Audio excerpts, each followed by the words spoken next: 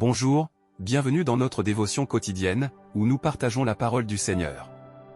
Tout d'abord, je voudrais vous demander de vous abonner à la chaîne, de mettre un pouce levé et de partager pour renforcer et aider à diffuser la parole de Dieu à un plus grand nombre de personnes. Aujourd'hui, nous allons parler de Exode chapitre 14 versets 1 à 14.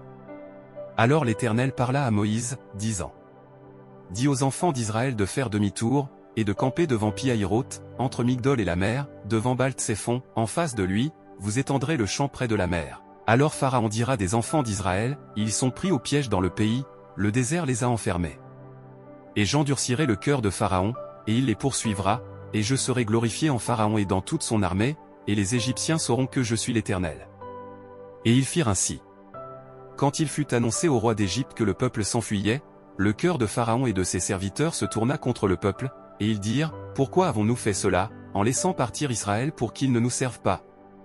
Et il prépara son char, et prit son peuple avec lui. Il prit aussi 600 chars d'élite, et tous les chars d'Égypte, et les capitaines sur eux tous. Car l'Éternel endurcit le cœur de Pharaon, roi d'Égypte, afin qu'il poursuive les enfants d'Israël, mais les enfants d'Israël sortirent à main levée. Et les Égyptiens les poursuivirent, tous les chevaux de Pharaon, ses chars, ses cavaliers et son armée, et les atteignirent campés près de la mer, près de Pi-Hahiroth, devant Baal-Tséphon. Et quand Pharaon s'approcha, les enfants d'Israël levèrent les yeux, et voici, les Égyptiens vinrent après eux, et ils eurent une grande peur. Alors les enfants d'Israël crièrent à l'Éternel. Et ils dirent à Moïse: N'y avait-il pas de tombe en Égypte, pour nous faire sortir de là, pour que nous mourions dans le désert? Pourquoi nous as-tu fait cela, en nous faisant quitter l'Égypte?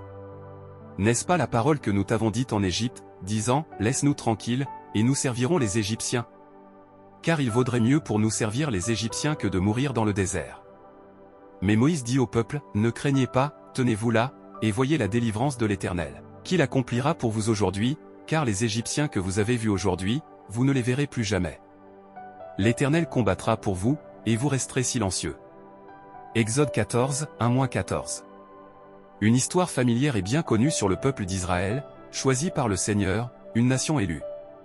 Cependant, ils sont actuellement en esclavage, des esclaves de longue date.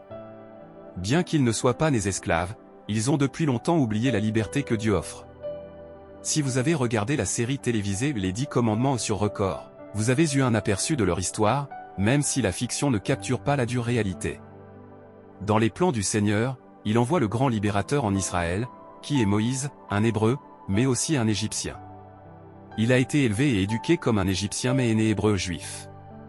Référence, Exode 14, 1-14. Reconnaissance du peuple choisi de Dieu. Reconnaissant que Moïse, avant tout, était une personne de Dieu. Peu importe votre état actuel, tombé ou triste, le monde n'a aucun pouvoir de séduction. Ceux qui sont le peuple de Dieu sont choisis par lui, et il ne les oublie jamais. Référence, Exode 14, 10-12. Mission divine de Moïse. Moïse, par la guidance de Dieu, libère le peuple de l'Égypte et les conduit dans un voyage inconnu. Parfois, Dieu nous guide sur des chemins inconnus, et en ces moments, ayez confiance que Dieu les a placés pour nous guider. Référence, Exode 14h13. Le défi du désert. Même lorsque le peuple, ayant été témoin des miracles de Dieu en les libérant, décide de suivre, Pharaon les poursuit. Marcher avec Dieu ne signifie pas éviter les problèmes, cela signifie savoir qu'il délivre de ses problèmes. Référence, Exode 14, 21-22. La route de fuite de Dieu. Lorsque l'ennemi approche, le peuple interroge Moïse, mais Dieu a toujours une route de fuite pour son peuple. En comparaison à cette époque, nous étions également esclaves du monde, éduqués et élevés en lui. Cependant, Jésus est venu dans nos vies, nous a libérés, et, comme les Israélites, certains aspirent encore au confort de la servitude. Référence, Exode 32, 1-6. Leçon du désert. Dans chaque aspect de Dieu dans nos vies, il y a une leçon, même dans les luttes et les persécutions. Le désert est l'endroit où Dieu nous façonne. Intention de Dieu. Fin de l'inertie, Dieu veut éliminer l'inertie et les personnes stagnantes, habituées à être dirigées par les Égyptiens. Il appelle au mouvement, rappelant qu'il nous a appelés à être libres et actifs. Purification du passé, Dieu désire un nouveau peuple, libre des anciennes coutumes. Le désert est un lieu de purification et de changement. Tout comme Jésus a transformé des vies dans le désert, nous sommes appelés à laisser derrière nous notre ancien moi. Le désert comme lieu de choix, Dieu conduit son peuple dans le désert pour qu'il choisisse entre lui, El Shaddai, et les dieux de l'Égypte. Le désert est un lieu de décision et de choix. Plan de Dieu. Plan apostolique, Dieu a un plan apostolique pour nos vies, mettant fin à l'inertie. Un apôtre, envoyé par le Seigneur, nous conduit vers des lieux plus élevés, remplis de la puissance et de l'onction de Dieu. Ouvrir la mer, même face à l'impossible, Dieu ouvre la mer. Le désert nous rend plus légers et nous donne le pouvoir de surmonter les obstacles. Atteindre la terre promise, après avoir purifié et enduré le désert, la promesse de Dieu est accomplie.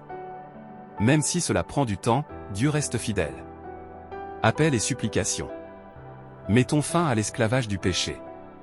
Jésus veut vous donner une nouvelle vie dans un nouvel endroit. Dieu apporte la guérison, montre la bonne direction et restaure les rêves. Prière finale. Père, regarde ce cœur, brise le joug et la malédiction du diable. Restaure l'amour, ramène la paix dans ce foyer. Rends la paix perdue et restaure les rêves au nom de Jésus. Que Dieu vous bénisse toujours, que le grand amour de Dieu, la grâce de notre Seigneur Jésus-Christ et les douces consolations du Saint-Esprit soient avec vous et vous bénissent, vous donnant la paix. Je vous bénis au nom du Père, du Fils et du Saint-Esprit. Amen. Au revoir, à la prochaine fois.